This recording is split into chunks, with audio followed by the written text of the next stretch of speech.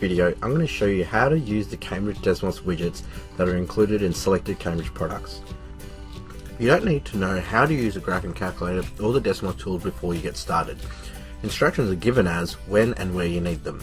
These widgets are the perfect way to learn how to use Desmos and you'll soon become an expert. You can launch a widget by clicking on the widget icon that's in the margin under the section tab of each relevant unit section. It will launch the widget into a pop-up tile. From here you've got the option to drag it so you can reposition it, or you can full screen it by clicking on this button. The list pane on the left presents instructions on how to make your inputs and what results to look for. The graph area displays the output, the results of the inputs. On the right is the panel for changing zoom settings and graph features, but you don't have to change any of these. There are a few easy actions to make your inputs. Using the sliders to change the value of the input.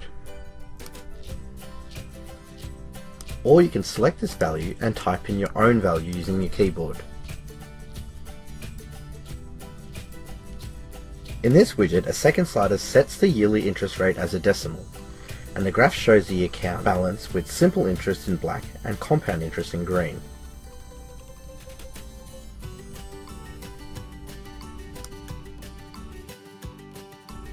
This widget shows a dot plot where you can make choices of what to display by clicking on round buttons.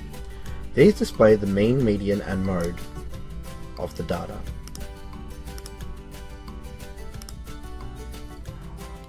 You can change or add to the data which has been entered as a list by typing new values.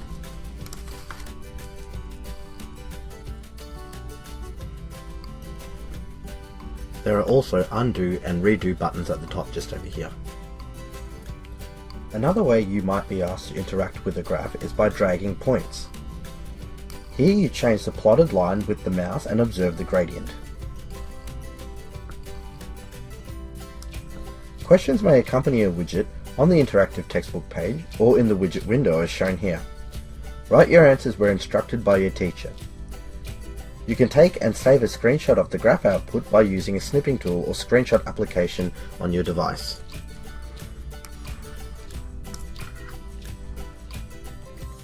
As well as a plotted graph, outputs may include dynamic labels displaying points on the graph, output values, and general and specific equations of graphs. In this case, the gradient, y-intercept, and the equation of the line are displayed on the graph. Notice how the equation changes as the sliders for the gradient and the y-intercept are changed.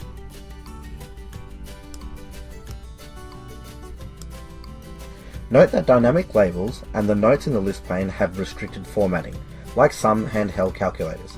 They can't display italics or superscripts and subscripts. As shown here, dynamic labels showing the actual equation of a graph can't change two minuses to a plus or a plus and a minus to a minus. Next to the sliders you'll see a play button. These animate the sliders and the graph to run through all possible input values. You can't save changes you make to the graph, and if you close the interactive textbook and reopen it, it will reset. However, if you close the Desmos window but stay on the same interactive textbook page and then reopen the Desmos window, it should be in the same state as you left it.